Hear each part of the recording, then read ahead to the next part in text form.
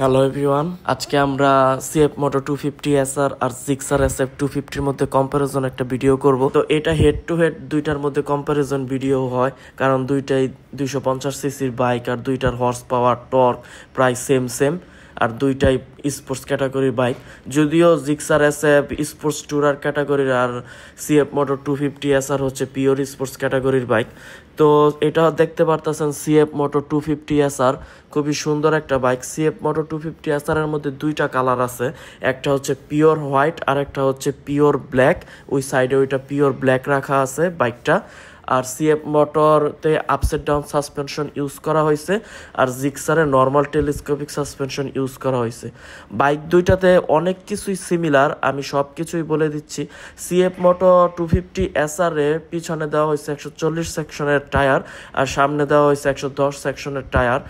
আর engine স্পেসিফিকেশনের কথা যদি বলি, 250 CC DOHC engine, liquid cool engine, 27 horsepower generate করা, 22 নিউটন মিটার অফ টর্ক।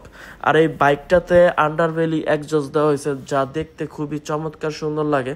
বাইকের সব কিছুই অ্যালুমিনিয়ামের ইউজ করা হয়েছে, বাইকের চ্যাসিস, বাইকের সুইং আর্ম, তাই বাইকের ওয়েটটা খুবই কম।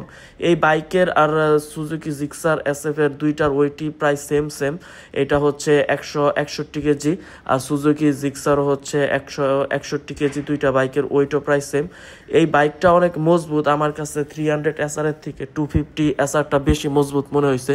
300SR আর 250SR বাইকটা প্রায় সেম লুকেরই, শুধু 250SR এর নিচে আন্ডারবেলি এক্সজস্ট দেওয়া আর 300SR এ হচ্ছে এক্সজস্ট লাগানো আছে। বাইকের পিছনে 220mm এর ডিস্ক দেওয়া হয়েছে আর সামনে 300mm এর ডিস্ক দেওয়া হয়েছে।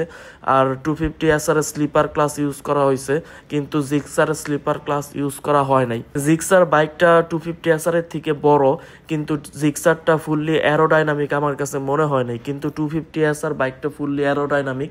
জিক্সারের পিছনে 150 সেগমেন্টের টায়ার ইউজ করা হয়েছে আর পিছনে 220mm এর ডিস্ক আর সামনে 110mm এর টায়ার ইউজ করা হয়েছে আর সামনে 300mm এর ডিস্ক। তো জিক্সারের পিছনে টায়ারটা 10 সাইজের বেশি আর বাকি সবই সেম। আর জিক্সারে 41mm এর টেলিস্কোপিক সাসপেনশন ইউজ করা হয়েছে। এটার থেকে 250SR এর সাসপেন্ড আর এটার ইঞ্জিন স্পেসিফিকেশনও হচ্ছে 250 সিসির একটা ইঞ্জিন, কিন্তু এটা একটা লিকুইড কুল ইঞ্জিন না, এটা হচ্ছে একটা অয়েল কুল ইঞ্জিন। আর এটাতে 26.5 হর্স পাওয়ার আর 22 নিউটন মিটার টর্ক এটা জেনারেট করতে পারে। এটা 0.5 হর্স পাওয়ার কম সিএফ মোটো 250SR থেকে। আর এটা একটা SOSC ইঞ্জিন আর সিএফ মোটোতে ছিল DOSC ইঞ্জিন। তো আমরা জানি DOSC ইঞ্জিন কিন্তু অবশ্যই ভালো। আর এটাতে নর্মাল বক্স সুইং আর্ম দেওয়া হয়েছে, যা আমার কাছে পার্সোনালি অত ভালো লাগে না, কিন্তু সিএফ মোটর সুইং আর্মটা অনেক সুন্দর। আর এটাতে নর্মাল চ্যাসিস দেওয়া হয়েছে, কিন্তু সিএফ মোটরতে খুব সুন্দর স্পোর্টি চ্যাসিস দেওয়া হয়েছে বাইকে। এই বাইকের সবকিছু এলইডি ইন্ডিকেটরগুলো ছাড়া ইন্ডিকেটরগুলো হ্যালোজেন দেওয়া হয়েছে আর এটার হেডলাইট আর ব্যাকলাইট দেওয়া হয়েছে এলইডি। তো এই বাইকটাও ভালো, খারাপ না। এটা হচ্ছে জাপানিজ ব্র্যান্ডের একটা বাইক আর ওইটা হচ্ছে চায়না ব্র্যান্ডের একটা বাইক।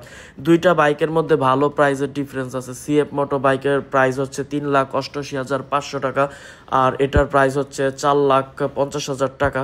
তো বাইকের মধ্যে প্রায় 61-62 টাকা প্রাইসের একটা ডিফারেন্স আছে। তো আপনারা চিন্তা করেন যে কি করবেন, 61,000 টাকা বাঁচিয়ে আপনারা একটা সুন্দর লুকের একটা বাইক নিবেন না একটা 61,000 টাকা বেশি দিয়ে একটা জাপানিজ বাইক নিবেন। আর এই বাইকে কোনো স্লিপার ক্লাস দেওয়া নাই, এই বাইকের ক্লাসটাও অনেক হার্ড, গিয়ারটাও অনেক হার্ড, কিন্তু বাইক অনেক রিলায়েবল হবে, ভাইব্রেশন হবে না। কিন্তু সিএফ মোটোতে বাইকটা অত রিলায়েবল না, ওইটার বাইকের ইঞ্জিনে অনেক ভাইব্রেশন হবে।